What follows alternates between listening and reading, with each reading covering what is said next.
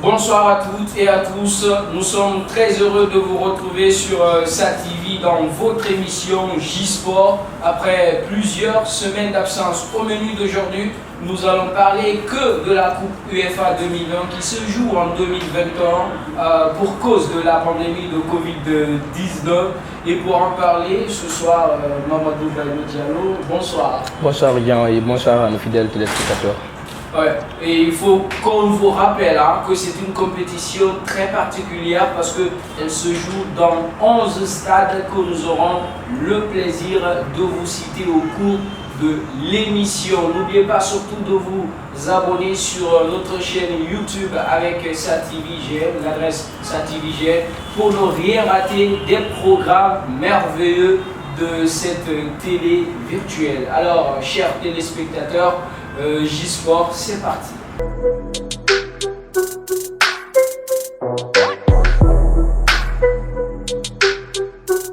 Encore une fois, merci de nous choisir. Voilà, je vous rappelle que vous êtes sur SAT-TV. La jeunesse s'implique et s'applique.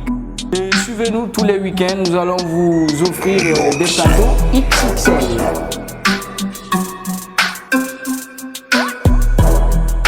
Amadou Bailo Diallo, voilà, on va parler de cet héros après plusieurs semaines d'absence, notamment on ne faisait pas d'émission et là on se retrouve dans la pleine compétition européenne et on va parler de quasiment toutes les grandes équipes de cet Euro 2020. On va commencer notamment dans ce groupe A avec la Turquie, l'Italie, les pays de Galles et la Suisse. On sait que l'Italie a déroulé face à cette formation turque sur un score de 3-0 et c'était d'ailleurs l'ouverture de cet Euro 2020, c'était à Rome. Les Italiens n'ont pas tremblé. Bien sûr qu'ils n'ont pas tremblé, tout simplement, c'était, à mon avis, c'était quelque part un peu plus logique vu ces dernières prestations de l'Italie. Voilà, et contre la Turquie, il faut le dire, c'était leur 27e match sans défaite surtout. C'était une équipe qui était sur une bonne dynamique. Voilà. Et deuxième des choses, elle jouait à domicile. Donc quoi de plus normal que de donner tout. Nous avons vu une équipe italienne très engagée. Dès l'entame même de l'hymne national, on sentait vraiment que c'était une équipe très très motivée, surtout à l'idée de revoir ce beau public au Stadio Olimpico de Rome. Et voilà. Et la Turquie n'a pas montré grand chose, voilà, et elle a voulu attendre l'Italie pour contre-attaquer. Malheureusement, cette équipe italienne était beaucoup plus forte que la Turquie. Justement, alors est-ce que dans ce match on peut souligner un peu la force et puis la révolution du football italien qui jouait un peu à la cadenation, mais maintenant qui joue un peu les 1-2 et c'est une révolution quoi. Mancini a vraiment façonné cette équipe italienne, est-ce qu'on peut dire ça ou alors c'est justement la Turquie qui est un adversaire. Effectivement, c'est une révolution et cette équipe italienne le doit bien à Mancini depuis son arrivée. Il a essayé de mettre les choses en place et il a essayé de changer un peu cette philosophie de jeu italienne qu'on connaît tous à travers le championnat, leur équipe nationale précédente. C'était un football basé beaucoup plus sur la défensive, voilà, et qui répare sur des contres. Aujourd'hui, l'équipe elle est beaucoup plus offensive. Et il y a beaucoup plus de jeunes également. Beaucoup plus de jeunes, Locatelli, voilà. Et surtout mélanger un peu de vieux expérimentés, voilà, bien sûr, comme Chiellini, comme c'est vrai qu'il n'est pas aussi vieux que ça, et je parle de l'attaquant Immobilier, voilà, qui est d'ailleurs à son deuxième but de cette compétition. Je pense qu'avec cette arme de l'Italie, ils peuvent aller très très loin dans cette compétition. Absolument, en tout cas au vu de sa performance dans ce premier match, et puis également dans son deuxième match, parce que l'Italie a encore déroulé sans encaisser le moindre but face à la Suisse, 3-0 également. Et puis les pays de Galles qui eux aussi ont joué 2 matchs, 1-1 face à la Suisse et puis 2-0 contre cette équipe qui est maintenant, disons, la plus faible dans ce groupe, qui a perdu 2-0 enfin face à cette formation des Gallois. D'ailleurs, il faut rappeler que cette équipe galloise est menée par Gareth Bale aurait pu perdre ce premier match parce qu'ils ont été largement dominé, voilà, sur toutes les statistiques par cette équipe suisse, voilà, qui s'est fait rejoindre et qui malheureusement qui n'a pas pu conserver cette victoire. Et après ce match nul, cette équipe est repartie sur de bonnes bases en gagnant cette rencontre avec un Gareth Bale très étincelant, d'ailleurs qui a été l'homme du match. C'est une équipe qui n'est pas mal, avec un Gareth Bale et Ramsey qui se comprennent très bien. D'ailleurs, il faut rappeler qu'ils sont à leur 50e but en sélection. Voilà, je pense bien Ramsey et Gareth Bale. Voilà, c'est deux pioches qui peuvent amener cette équipe un peu là.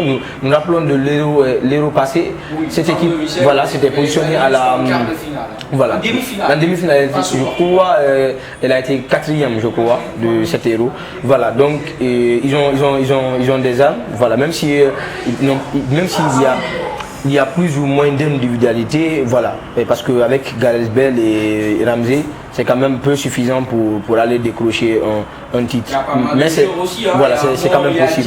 James qui est bien sûr. Très bon joueur. Alors, est-ce qu'on peut résumer cette équipe galloise à Gareth Bale, parce que vous l'avez souligné, Gareth Bale n'était pas totalement en forme au début de l'Euro. C'est vrai, ils ont joué deux matchs, nous sommes toujours dans le début, mais il n'a pas brillé contre la Suisse et on a vu une équipe de Pays de Galles très faible dans le jeu. Et puis derrière, contre la Turquie, ils ont déroulé un peu facilement. Oui, peut-être qu'ils ont dû revoir leur schéma, tout ça, parce qu'ils ont beaucoup souffert contre la Suisse. Il fallait vraiment remettre tout en place vite, parce que c'est une compétition où il ne faut pas perdre deux matchs d'affilée. C'est le cas même de la Turquie, qui est quasiment éliminé de cette compétition, sauf une surprise dernière minute, parce qu'il faut le rappeler, dans cet Euro, il y a des meilleurs troisièmes, donc c'est pourquoi la Turquie peut encore garder cet espoir-là. Donc cette équipe galloise a su retravailler certainement sur leur schéma, voilà, et c'est ce qui a payé. Absolument, et on se projette maintenant dans le groupe B qui est composé du Danemark, de la Finlande, de la Belgique et de la Russie.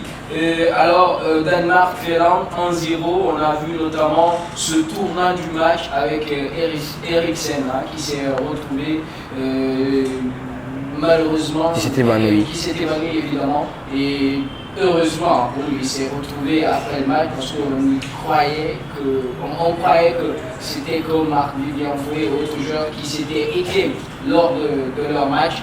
Et heureusement, on a retrouvé Eriksen, même si il n'est pas encore sur les terrains, il est alité.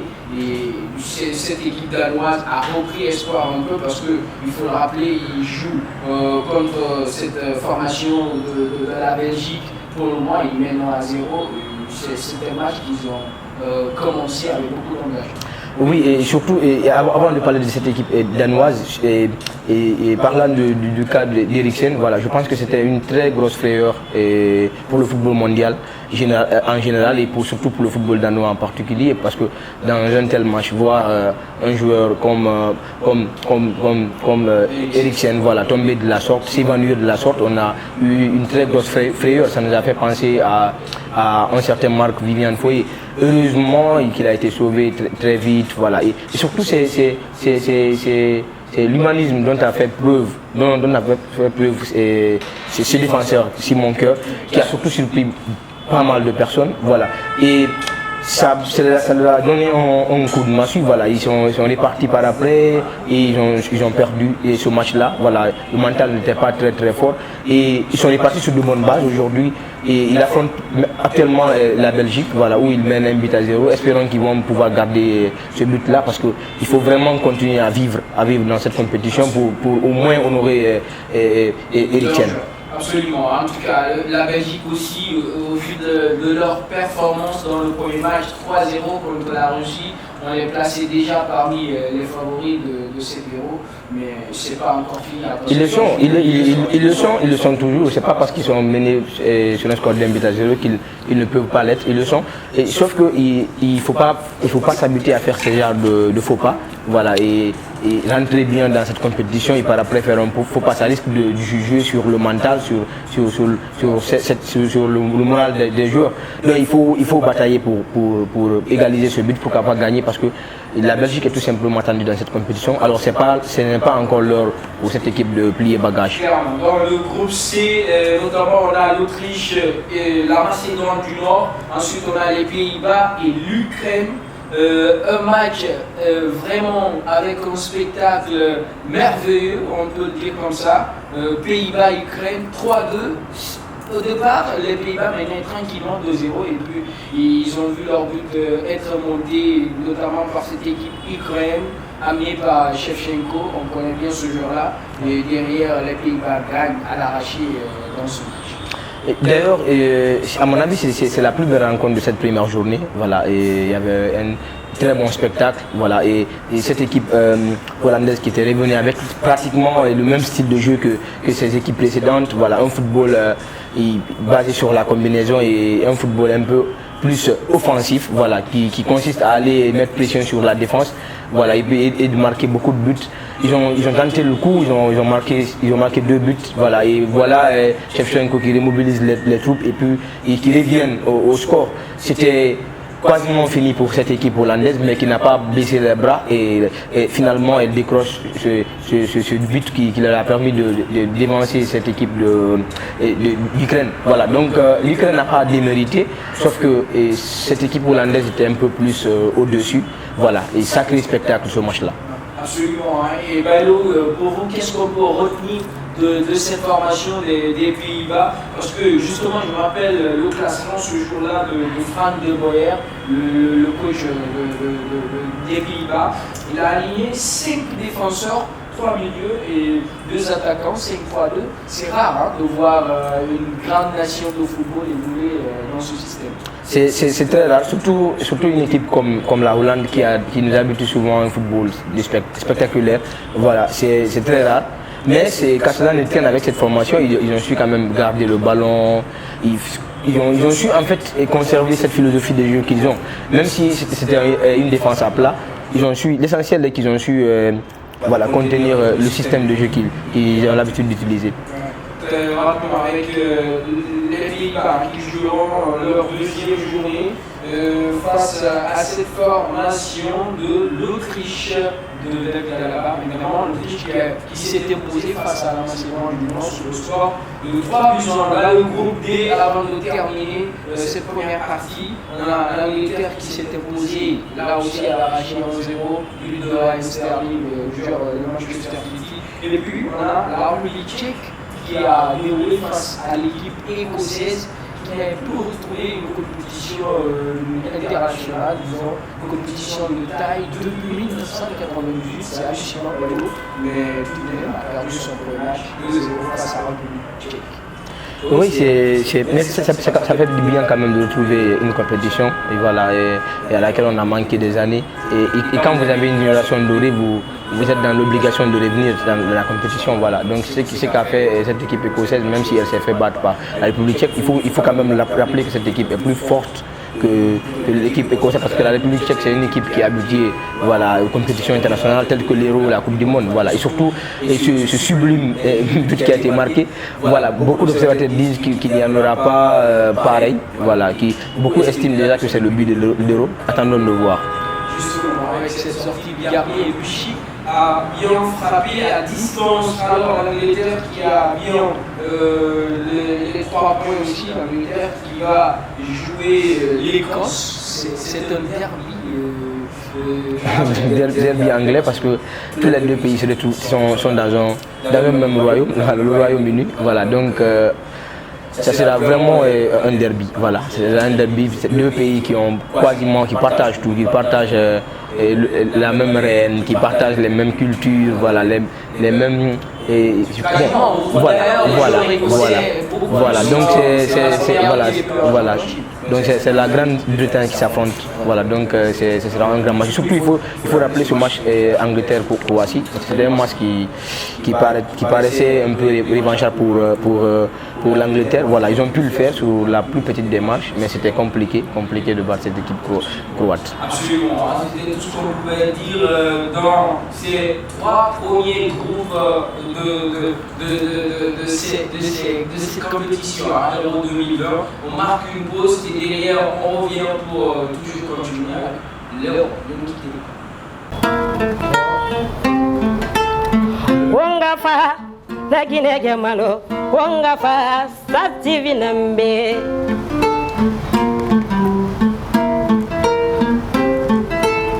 Wangafa Lagine Jamalo Wangafa Sativinambe. De retour sur ce plateau de J-Sport pour continuer dans cette spéciale héros avec notre ami Mamadou Bailo Diallo. Bienvenue encore une fois. On va parler des autres groupes de cette compétition en commençant par notamment le groupe E qui est composé de la Pologne, la Slovaquie, l'Espagne et la Suède. 2 ans pour la Slovaquie contre la Pologne. Alors, c'est comme si ça commence à devenir une tradition pour les Polonais de perdre notamment les premiers matchs lors d'une grande compétition. Oui, c'est absolument, c'est devenu une habitude. À chaque fois qu'ils partent en compétition, ils se font battre dès la première rencontre et ça n'augure pas forcément une bonne chose parce que nous les avons vus lors de la Coupe du Monde passée et finalement ils ont été sortis, voilà. Et surtout c'est là où le bas blesse surtout c'est que Lewandowski ne parvient pas à s'imposer comme il le fait en club. C'est vrai que ce n'est pas les mêmes joueurs, ce n'est pas la même équipe, voilà, c'est un peu compliqué, mais ce n'est pas pour autant que cette équipe polonaise manque de joueurs, voilà. Il faut rappeler qu'il y a les Blakiskowski, il y a pas mal de joueurs, même si Milik, je crois, ne joue plus. Voilà, si il s'est blessé, voilà, finalement il a signé forfait, voilà. Mais il y a pas mal d'individualités qui peut leur permettre quand même de battre cette équipe slovaque. Et voilà, ils ont été surpris, voilà, et battus. Donc il faudra remobiliser la troupe, surtout. Il faut le dire que l'actuel meilleur joueur du monde se trouve de ce côté-là parce que c'est le dernier de best. Voilà, donc il faut tout faire pour remobiliser la troupe et pourquoi pas avancer parce que cet héros-là compte beaucoup pour le prochain Ballon d'Or. Alors est-ce que la Slovaquie est l'équipe surprise dans cette poule qui s'impose notamment 2-1, même si c'est pas encore fini? Alors est-ce qu'on peut espérer du côté de la équipe surprise peut-être dans la mesure où on voit beaucoup plus, on voit la grandeur des équipes vis-à-vis de cette équipe slovaque, mais je ne pense pas qu'elle soit une équipe surprise parce que c'est une équipe déjà qui est habituée aux compétitions européennes, qui participe souvent dans les compétitions. Je crois qu'ils étaient même au rendez-vous de l'Euro passé. Voilà, donc s'ils parviennent à se qualifier, moi personnellement, ça ne serait pas une grosse surprise dans la mesure où ils ont réussi à battre l'équipe où se trouve en tout cas le meilleur joueur du monde actuel. Voilà, donc ce ne serait pas une surprise pour moi. Absolument. On va parler alors de cette deuxième affiche dans ce groupe E entre l'Espagne et la Suède, la Aura qui a tâtonné face à cette formation suédoise 0-0. Alors Bailo, est-ce que ce n'est plus l'Espagne d'avant qu'on voit jouer maintenant ou alors est-ce que c'est une équipe qui est en gestation un peu avec beaucoup de remaniements, il y a beaucoup de changements de joueurs, des nouveaux joueurs notamment qui arrivent en sélection. C'est vrai, on retient un peu les Morata qui sont là, mais attention, un grand changement quand même du côté de cette équipe d'Espagne. Oui, clairement, moi à mon avis c'est l'ancienne équipe qui joue parce que le système de jeu n'a pas changé et les combinaisons, voilà, la philosophie de jeu n'a pas changé, sauf que comme tu le dis, c'est une équipe qui se trouve en construction et nous avons vu Luis Enrique qui a surpris plus d'un, voilà, en sélectionnant beaucoup plus de jeunes et l'équipe est en construction, c'est peut-être ce qui fait qu'ils sont moins qui sont moins tranchants, voilà, moins réalistes que ces équipes précédentes, mais la philosophie du jeu reste le même.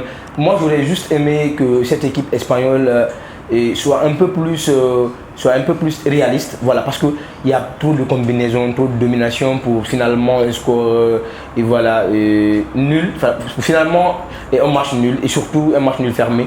C'est quand même pas une bonne chose pour cette équipe espagnole. C'est vrai qu'en 2010, l'équipe était partie avec une très belle philosophie de jeu, même s'ils avaient trébuché au premier match contre la Suisse. Mais attention, là, et à voir cette équipe jouer, on a l'impression qu'elle peut avoir du mal si elle affronte une grande équipe comme l'Italie, voilà, comme la France, même si la France est une équipe qui joue derrière.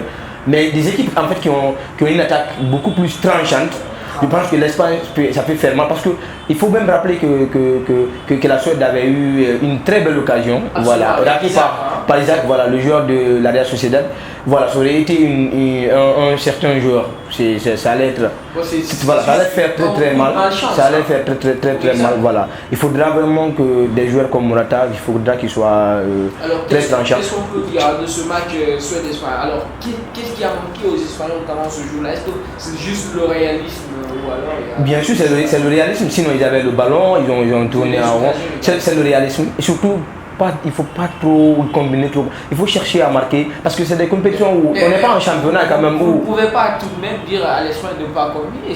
Non, en fait, je n'ai pas dit de ne pas combiner, mais de réduire un peu la combinaison, de porter le ballon vers l'avant. Voilà. De retarder trop le ballon, il faut être un peu comme l'Italie, surtout. Et ils ont fait jouer assez de jeunes joueurs. Moi, j'aurais aimé voir par exemple un Thiago Alcantara au milieu de terrain ce jour-là. C'est-à-dire associer un peu les jeunes aux expérimentés, comme l'a fait l'Italie, mélanger ces jeunes joueurs. C'est comme ça qu'ils vont grandir, mais mettre directement ces jeunes joueurs-là qui n'ont aucune expérience sur le terrain. Voilà, ils ne feront que jouer avec le ballon en pensant qu'ils sont en train d'apporter de beaux spectacles, en oubliant l'essentiel, c'est-à-dire de marquer des buts.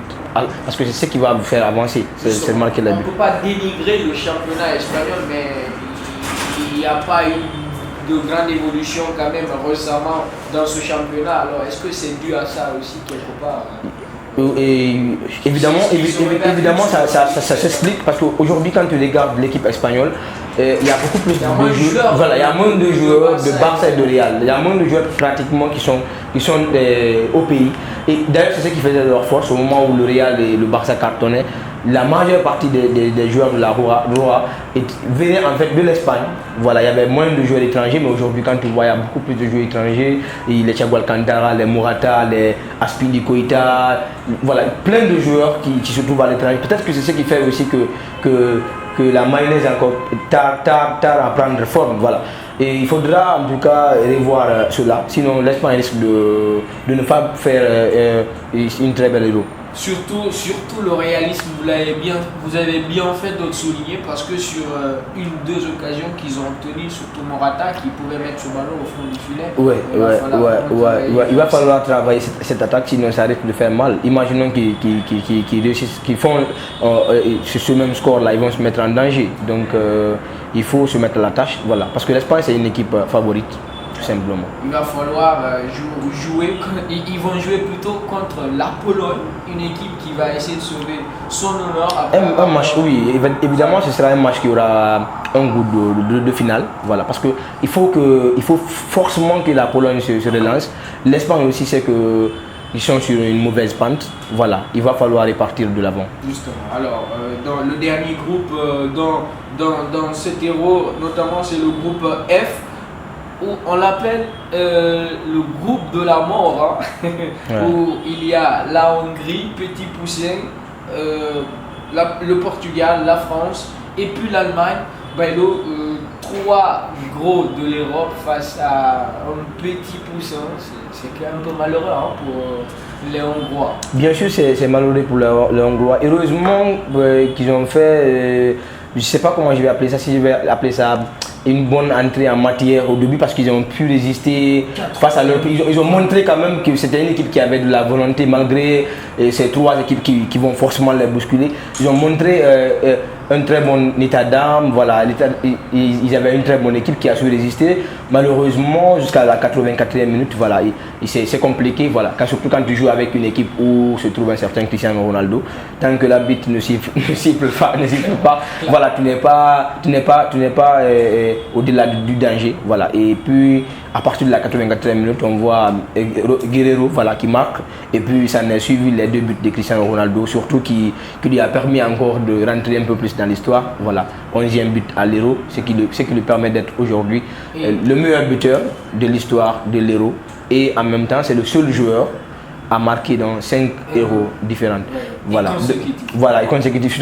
Il faut surtout aussi le dire qu'il est à la chasse aussi des 3 buts qui lui restent pour égaler le record d'Ali Dael, l'Iranien, voilà, pour être le meilleur buteur des équipes nationales, tout simplement. Absolument. Il y aura beaucoup de choses à faire, mais dans ce groupe de la mort, il va falloir faire pleinement. Et on va parler toujours de cette équipe portugaise qui a eu du mal à percuter facilement, en tout cas dans les premières minutes, cette équipe hongroise qui montait du rythme, de l'engagement et du jeu également. Hein, parce que on sait, la Hongrie, peut-être qu'il n'y a pas de Covid, ils l'ont dit, hein, il y avait près de 60 000 spectateurs du côté du Puskás Arena.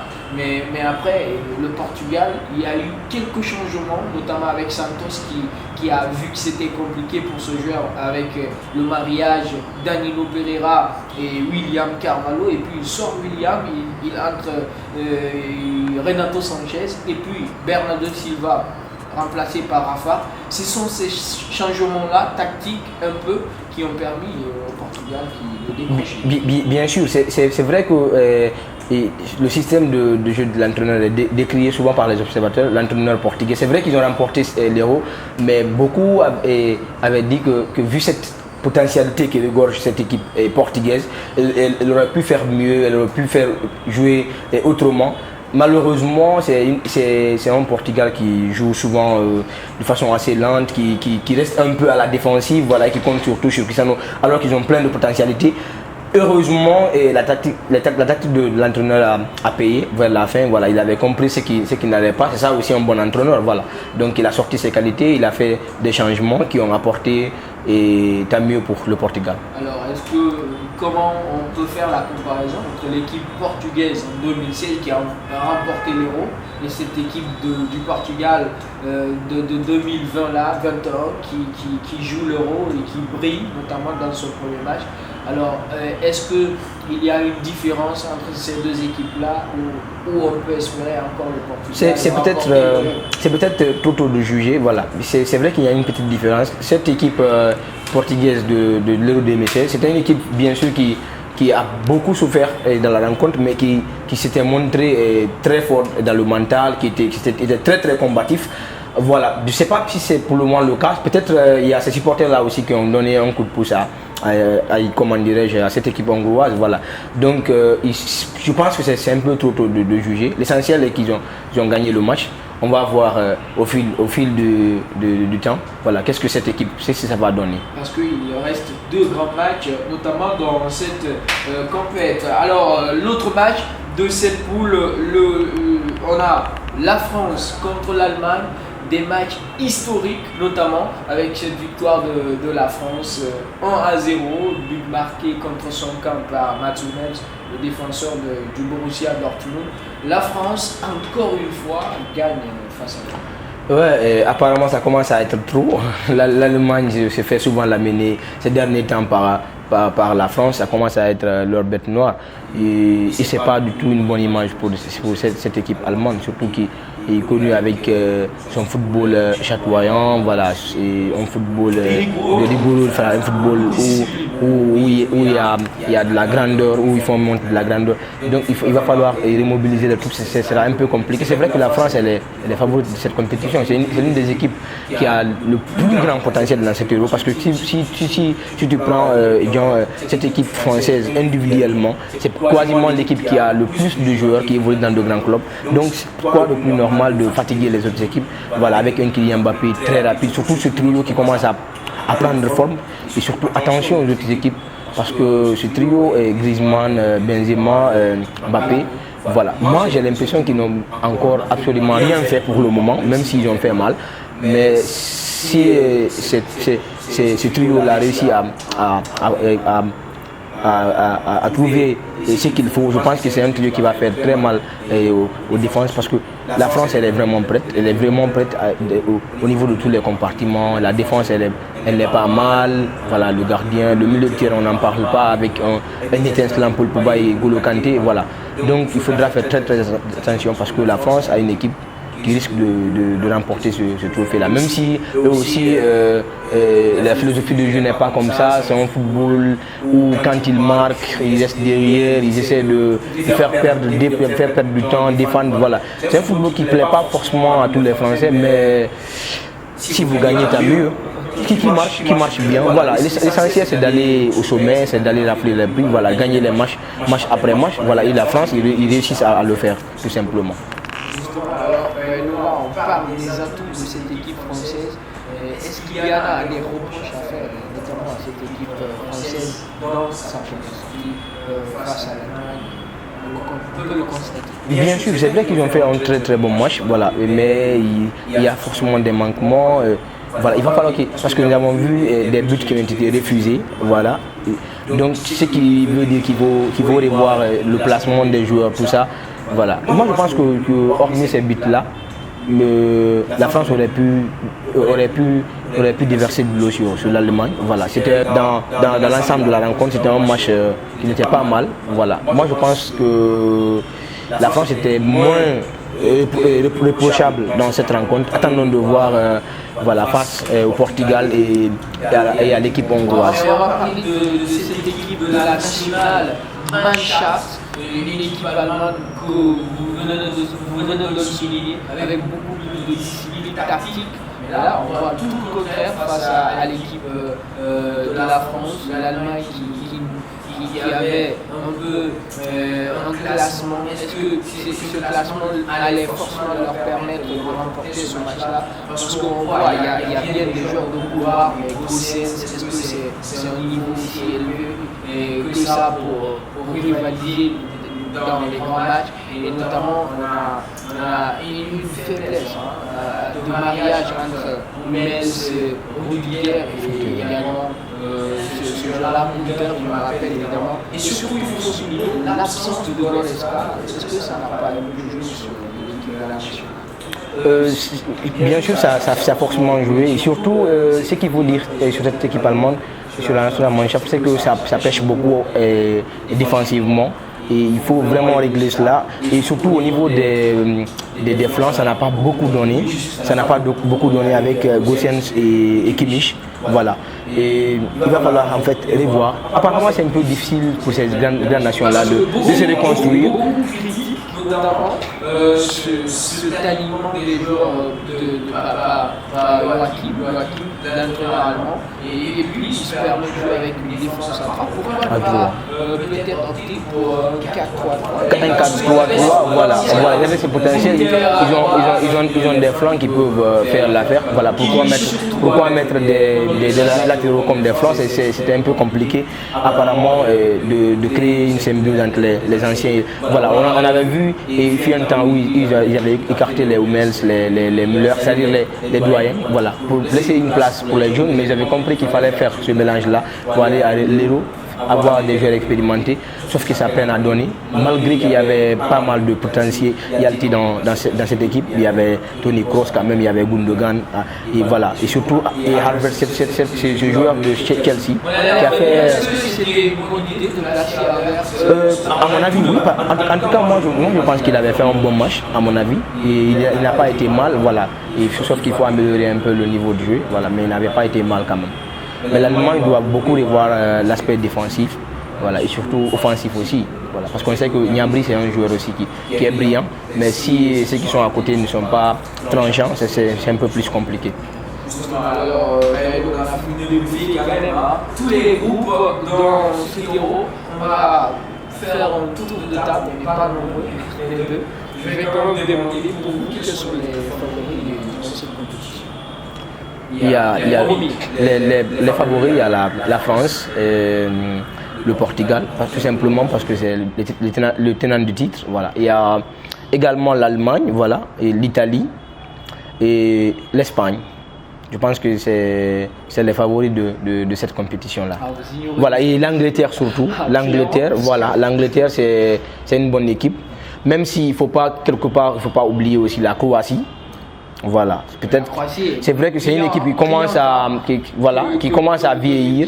C'est une équipe qui commence à vieillir, mais il ne faut pas la négliger. Justement, alors là on a bien compris ce soir et on va continuer à parler de cet euro-là dans les prochains jours, dans les prochains numéros. Terminé pour aujourd'hui et merci à tous et à toutes d'avoir été des nôtres. On remercie également nos réalisateurs de l'autre côté qui manient un peu tout ce qu'il y a à manier derrière la console technique. Sarah, Moussa, on vous remercie tous. Et on se reprend la semaine prochaine pour un autre numéro de cette émission J-Sport. Abonnez-vous surtout sur notre chaîne YouTube pour ne rien manquer. SATVGN, vous connaissez l'adresse. Et nous, on vous dit bon début de week-end.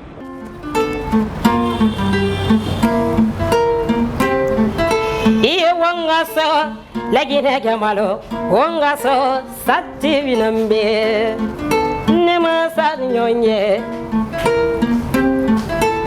Fonga Fala, Lagine Kabirimbe, Munugishan Yondozula, our Sativinambe,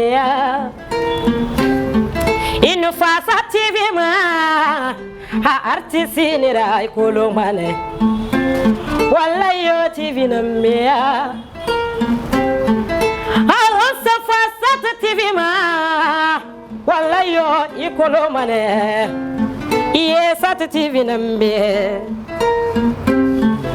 iye wonga fa lagine gamalo wonga so sat TV nambe